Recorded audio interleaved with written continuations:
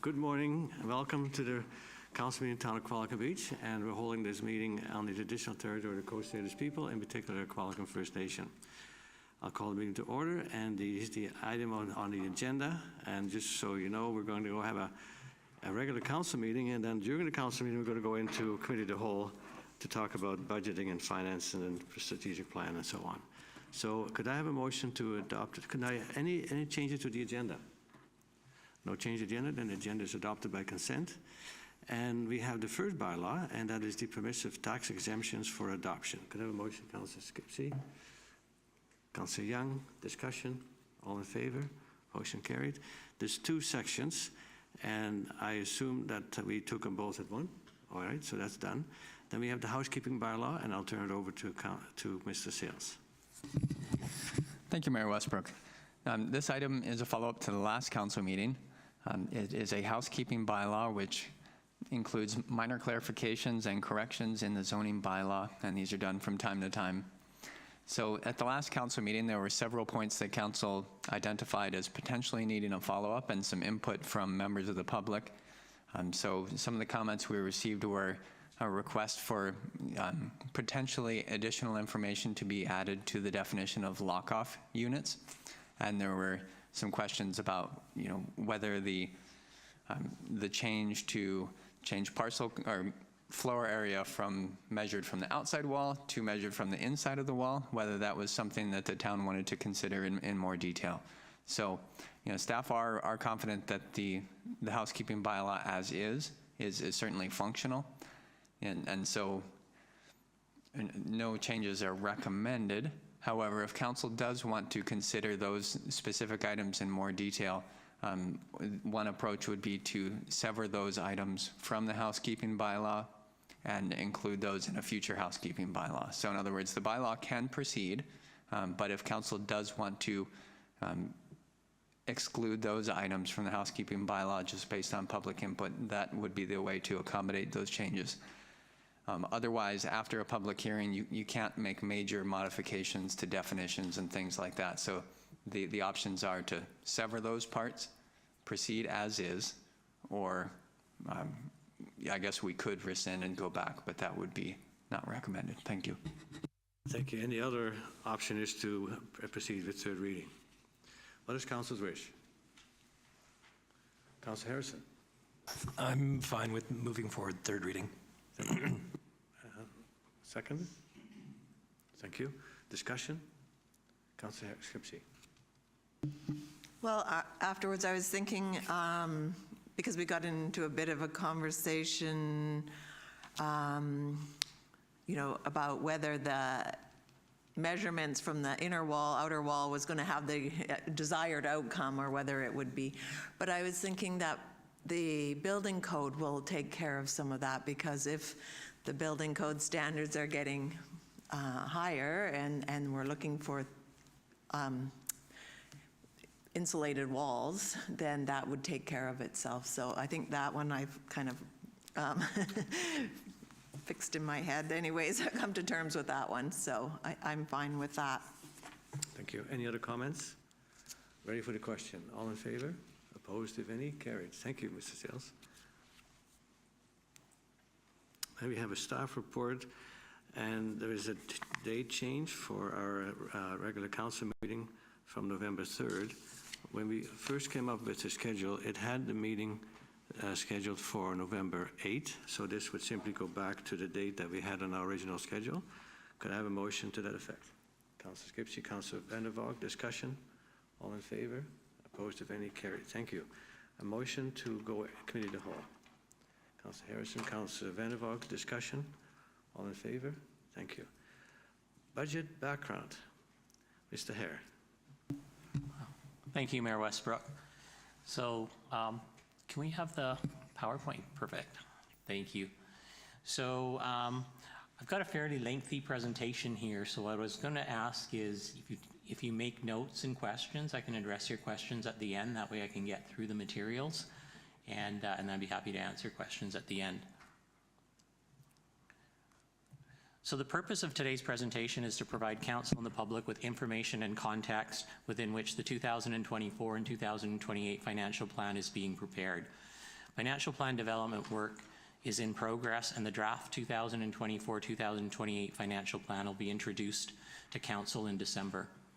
As we strive to optimize fiscal sustainability and transparency within our municipality, we are following the Government of Financial Officers Association-based approach to develop the town's financial plan.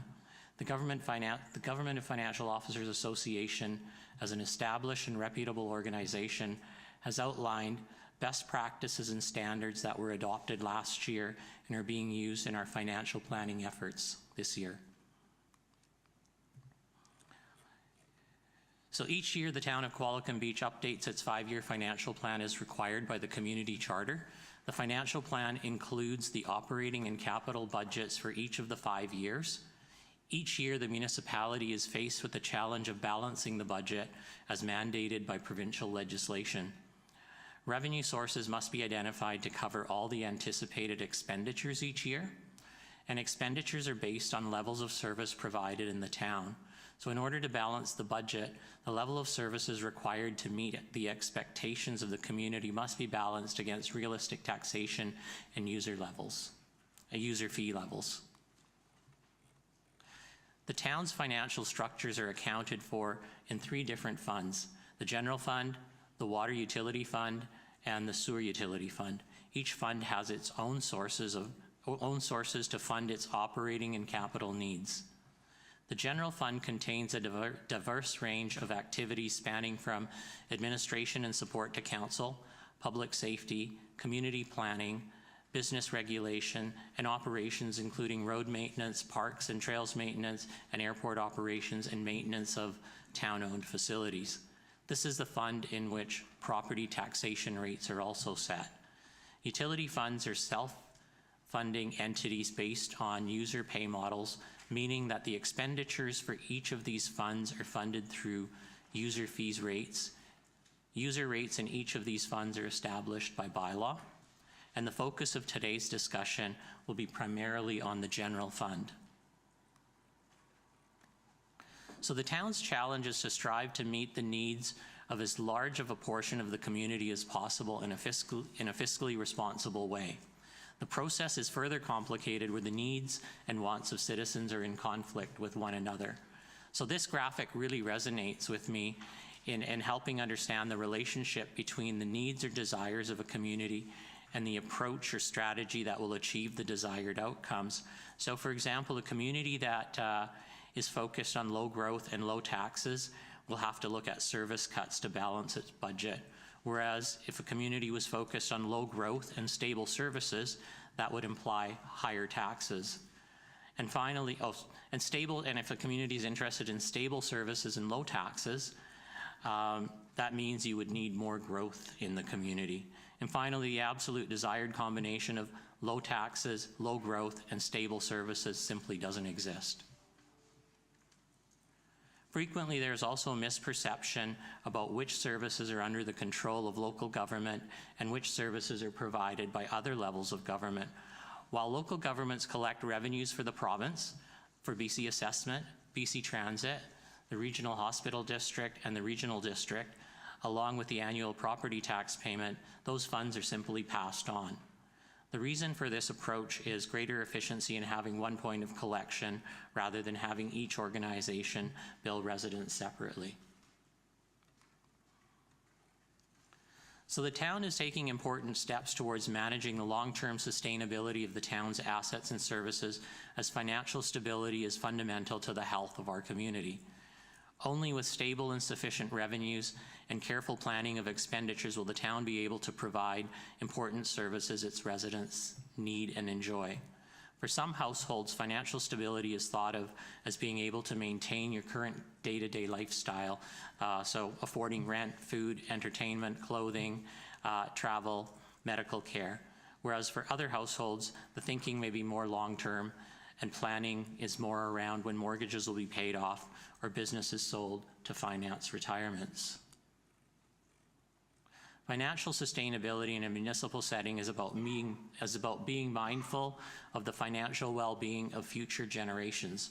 This framework is a key factor in managing overall risk, meeting challenges of infrastructure investment, and providing effective services effective service levels for assets and operations.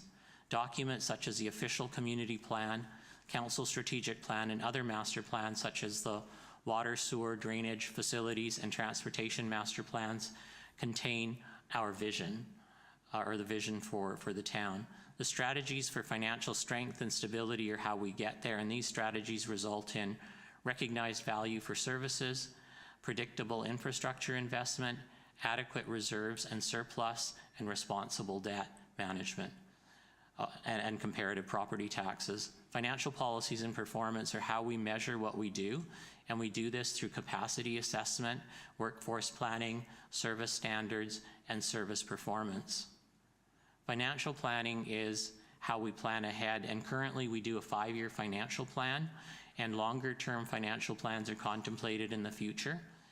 And the asset replacement strategy, which is currently being worked on, is going to be key in determining how we get to the right level of contribution to asset reserves. And I'll be talking about asset reserves later on in this presentation as well.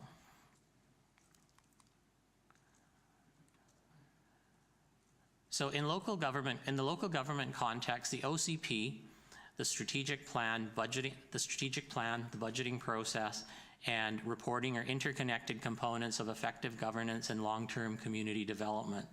So the official community plan serves as the foundational document outlining the community's vision, goals, and priorities for the future. The strategic plan then translates these broader objectives into actionable strategies and initiatives. The budgeting process, in turn, allocates resources to implement these strategies, ensuring that financial decisions align with the community's priorities. Finally, the reporting mechanisms such as financial reports, performance indicators, and progress updates serve as critical feedback loops, enabling council to monitor progress, evaluate outcomes, and communicate achievements and challenges transparently to the public. This interwoven approach ensures that financial decisions are rooted in the community's vision, allows for accountable resource allocation, and provides for a means of tracking and communicating performance. Staff reports out on progress through quarterly and annual reporting.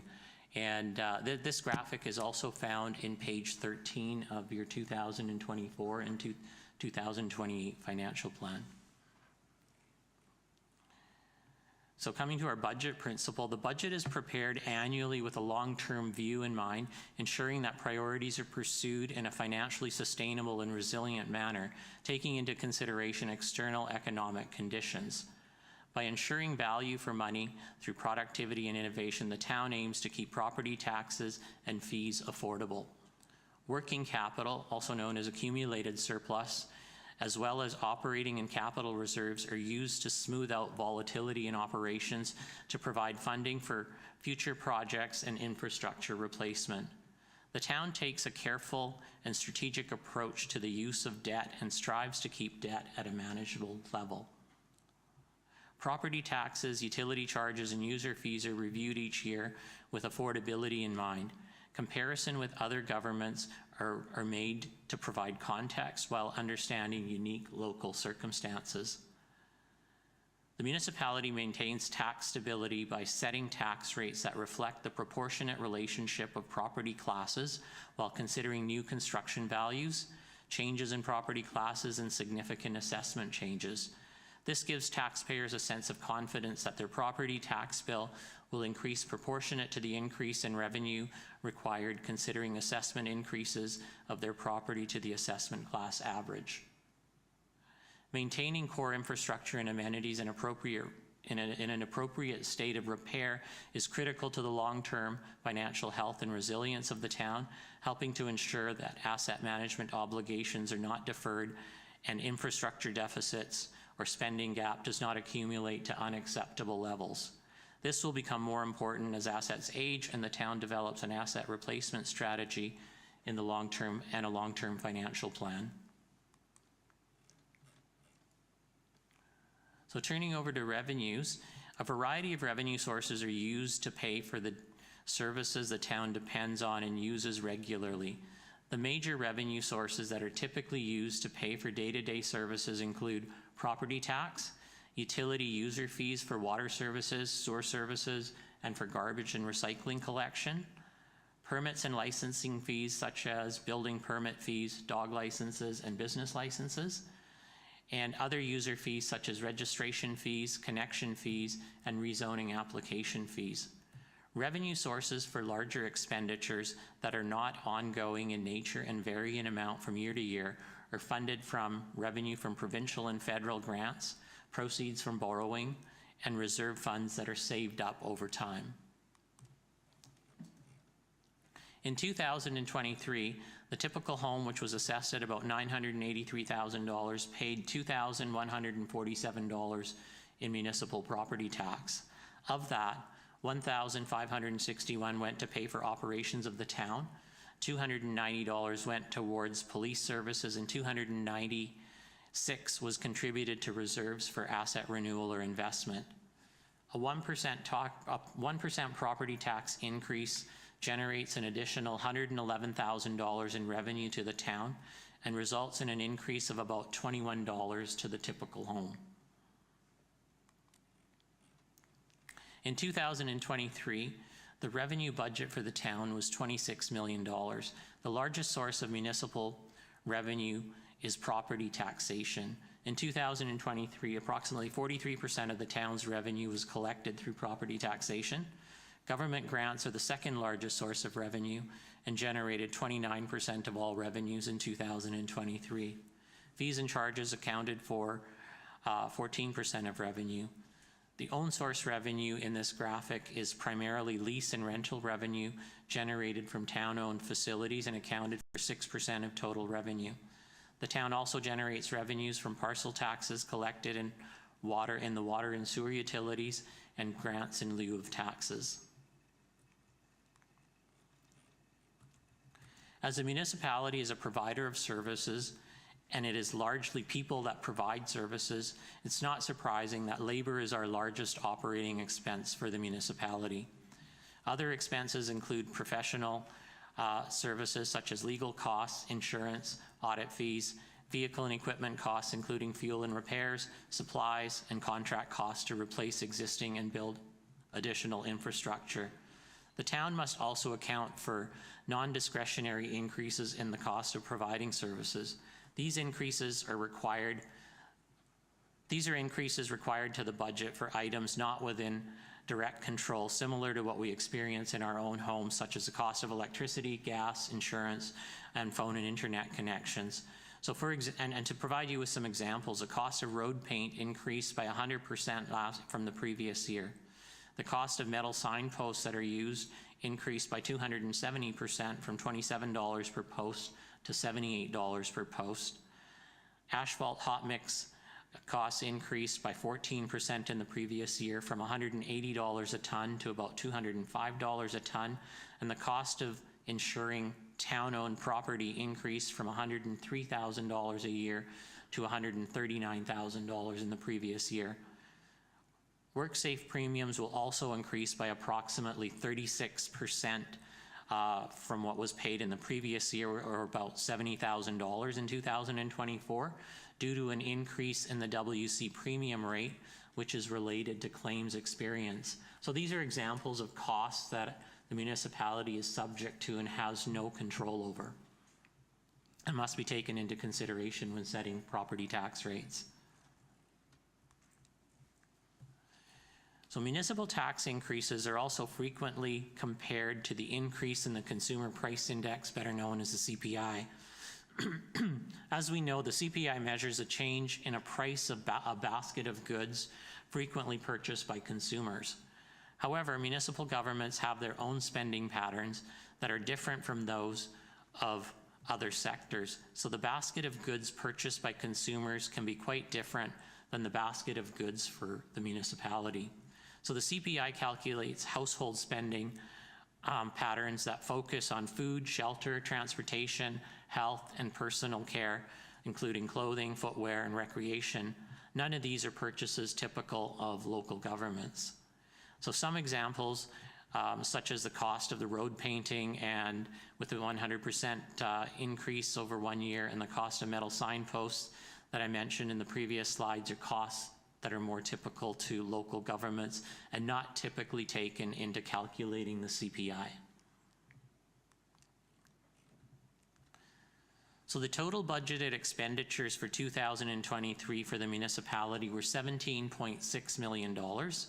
The largest portion of expenditures went towards operations for transportation, drainage, parks, facilities maintenance, and the airport services. The next largest expenditure areas are general government and protective services. General government includes the services required to support council and meet legislative requirements such as administration, financial services, and information technology. Protective services includes police services, fire services, and bylaw services. About 8% of expenditures, or $1.6 million in 2023, was budgeted towards community development and planning, and $1.5 million was contributed to the general funds reserve for assets. The budgeted expenditure provision for strategic initiatives, which are comprised of projects approved by council during the strategic planning process, represented 6% of the operating expenditure budget in 2023. So when comparing the value for municipal services, it is important to consider that many of the services provided by local government or by the town are available 24/7, 365 days a year. So municipal employees are always on call to deal with a variety of emergencies, ranging from fires to accidents, blocked drains, fallen trees, or dead animals obstructing roadways. So I'm just going to get into some examples of running the town. One fire truck, for example, a tender apparatus truck, is estimated at about $1 million. A new RCM recruit would cost about $170,000. True cost of a recruit would be about $243,000. However, we pay 70% for policing costs. That's why I've got the $170,000 here. Other works that need to be done, such as a base street slope stabilization, is estimated at about $2 million. Culvert replacement is estimated at $1.9 million. We're also considering replacement of the skate park, which will be estimated to cost about $1.5 million. Public Works fuel system would cost $280,000. I won't read through the rest of them, but you can see that there are very large costs associated with the expenditures required to run the town. Another way to consider value for money is, Another way to consider value for money is to compare the cost of municipally provided services with other standard services that households purchase, such as electricity, heating, fuel, cable, and internet service. The monthly cost to the average household for municipal services, such as access to maintained parks, use of paved roads and well-maintained sidewalks, police protection services, fire protection, and a multitude of other services is comparable to the monthly cost of a bundled phone, cable, and internet package. So overall, what this slide is showing is that local governments are good value for money. So in the upcoming year, the town faces a series of budget pressures that demand careful financial planning and management. So first and foremost, there is an infrastructure replacement funding gap, necessitating the allocation of additional resources to address aging infrastructure and needs to ensure, we need to ensure the safety and functionality of vital community assets. Additionally, the collective agreement wage provisions mandate an increase in labor costs, which need to be accommodated in the budget. Furthermore, the consumer price index-based exempt and council compensation adjustments contribute to rising expenses as well. On top of these considerations, there is a challenge of the workers' compensation rate increase, which I talked about earlier, which will also impact operating costs and employee benefits. Other factors that must be considered in the upcoming year's financial planning include increases for supplies and materials, which were influenced by market fluctuations and inflationary trends. These cost escalations are a fundamental part of budget pressures we need to address to ensure the continuity of essential services. Moreover, the 2023 Council-approved staffing increases are also a part of the budgetary landscape, reflecting the town's commitment to meeting community service expectations. These approved increases need to be accounted for in the budget to ensure our workforce aligns with service requirements effectively. Furthermore, 2024 staffing request increases under consideration present another dimension to the budget pressures. These are essential for maintaining operational efficiency and address service quality to meet the community needs. We must carefully evaluate potential staffing changes for the following years and consider their financial implications. Taken together, these considerations underscore the complexity of the upcoming budget planning. It is imperative that we engage through financial analysis, cost forecasting, and resource allocation strategies to strike a balance between accommodating these various budget pressures and maintaining financial stability while maintaining the service expectations of our community. Asset management, I'm going to give a little bit of a definition. I won't read through this entire slide here. Sorry about that. Asset management is a structured approach that helps keep track and take good care of the town's assets. So buildings, roads, equipment, parks, trail structures, culverts, water, and sewer infrastructure. So asset management ensures that these things last longer, work well, and are cost effective so that the community can enjoy quality of services and infrastructure. The challenge facing the community is that the town's growing capital and infrastructure replacement obligation in the long term and assets for which modest reinvestment has been funded in the past. The town has historically approached asset replacement funding from a short-term perspective. This functions as a pay-as-you-go approach driven by the availability of funding determined each year in the budgeting process. However, without the development of an asset replacement strategy, the level of annual funding needed to maintain assets in good repair is not known. The current level of funding is known to be insufficient to replace current infrastructure on a sustainable basis over the long term. This is not a challenge unique to Qualicum Beach. It's a challenge facing communities across the country. And to address this challenge, in 2023, Council did establish a number of statutory reserves to address the required replacement of existing assets and the investment in new assets. The establishment of these reserves aligns with best practices in asset management and laid the foundation for facilitating asset management work, which is currently underway to identify the infrastructure funding gap based on service level scenarios. So new reserves were established in 2023, listed on the slide over there, comprised of the Asset Replacement Reserve, a new Asset Investment Reserve, a Water Infrastructure Reserve, a Sewer Infrastructure Reserve, and a Growing Communities Reserve. So the relationship between the current annual investment of $2.6 million in asset reserves, the annual required investment of $6.8 million, which is based on life cycle replacement, and the annual infrastructure funding gap here of $4.2 million is crucial for effective municipal asset management. The annual investment of $2.6 million into asset reserves represents the money set aside by the town to maintain and replace critical infrastructure over time. However, this falls significantly short of the required investment of $6.8 million. And by the way, this graph does not take into consideration any grant funding or borrowing that could take place as a strategy to address asset replacement. So, as a result, there exists an annual infrastructure funding gap of $4.2 million currently, reflecting the shortfall between what is invested and what is actually needed to maintain the community's infrastructure adequately. This gap highlights the challenge of adequately funding infrastructure needs, which, if left unaddressed, can lead to deteriorating assets and reduced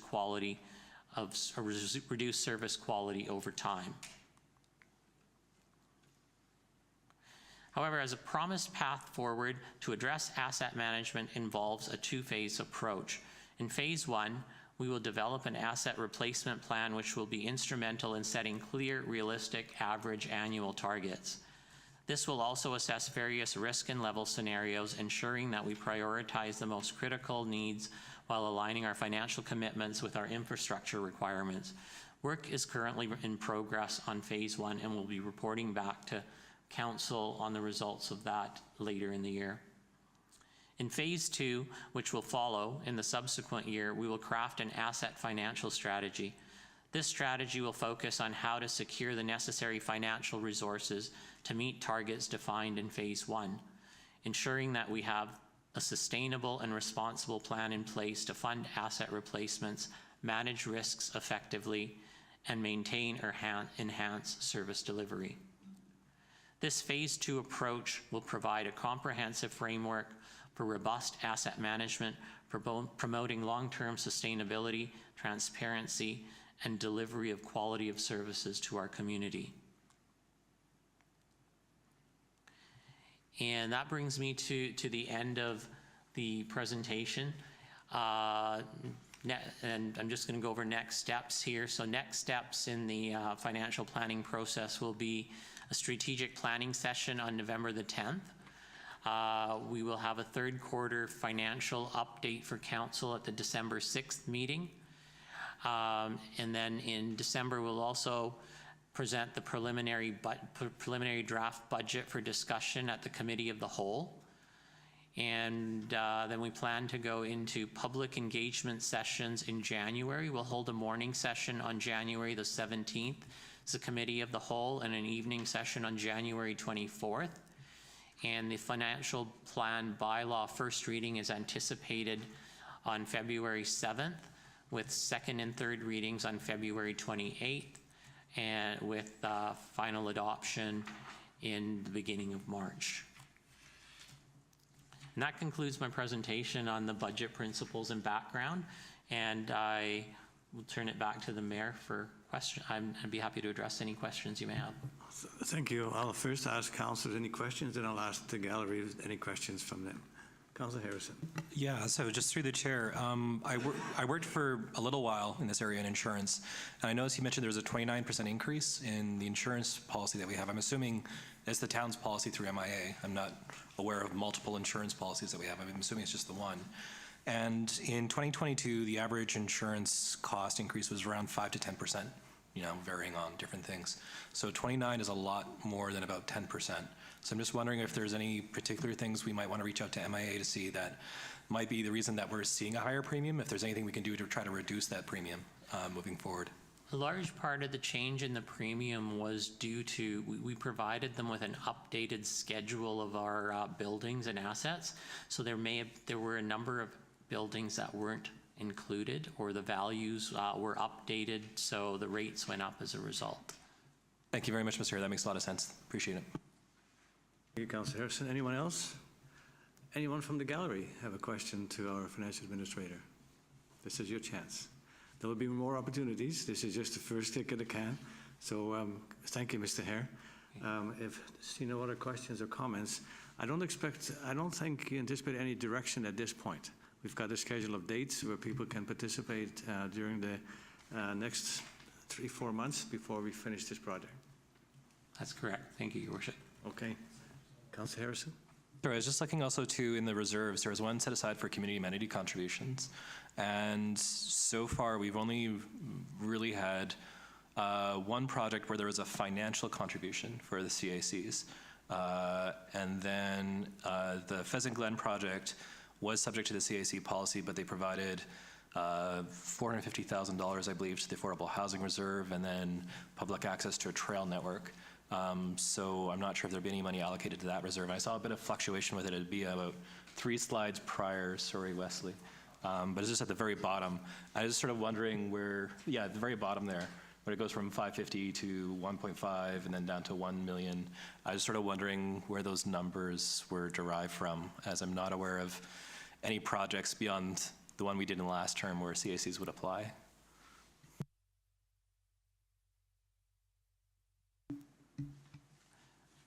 Luke, can I get you to address that? I was just curious, like, or if there's something where we're planning on spending the money, because there's a $500,000 drop, and so what's sort of happening with that? Sure.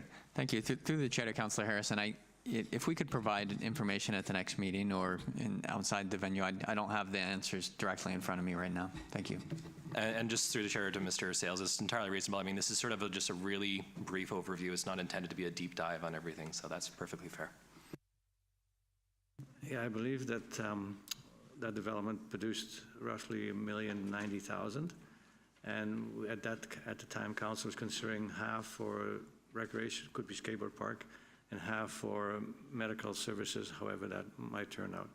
So that's the only one that I can think of where we had some money in the bag and how we're going to spend it. My question was about the $100,000 to deal with the drainage in Eagle Crest. Drainage issues are a huge problem, and it's going to get worse with the so-called atmospheric rivers. So what does that entail when I saw that number, $100,000 for Eagle Crest drainage? Thank you, Mayor Westbrook. I think this is for preliminary work to be done on establishing an outlet. So it's an initial phase of a bigger project. So there's part of it that will go down Seacrest, but there's part of it that we have an existing right-of-way, and we have to establish an outlet through it, either by drilling through it and putting in a pipe in a trenchless fashion, or trenching out to the bank and nailing something to the slope. So it's establishing an outlet, because it needs to sort of drain in two directions to drain Eagle Crest Drive. So this is preliminary work that will support a larger project in the future. Okay, thank you, because I thought, well, that's not a bad deal if you can handle it for $100 grand. Councillor Harrison? Just one thing I just remembered, also too, while we're on this, so it used to be called the Gas Tax Fund. Now it's called a different name, and there's a building community. I forget the exact formal name the federal government uses for it. They changed it.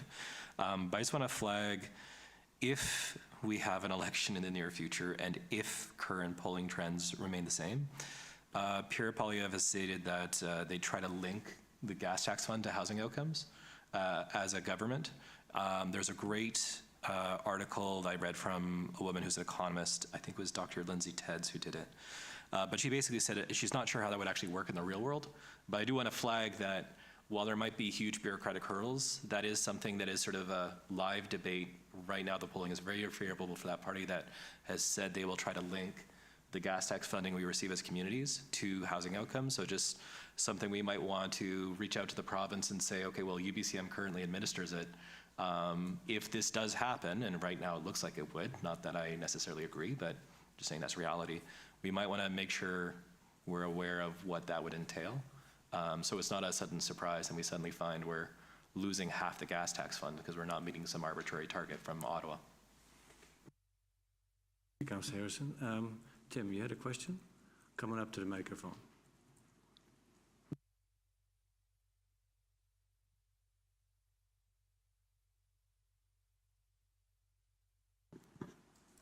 Tim Pritchard, Qualicum Beach.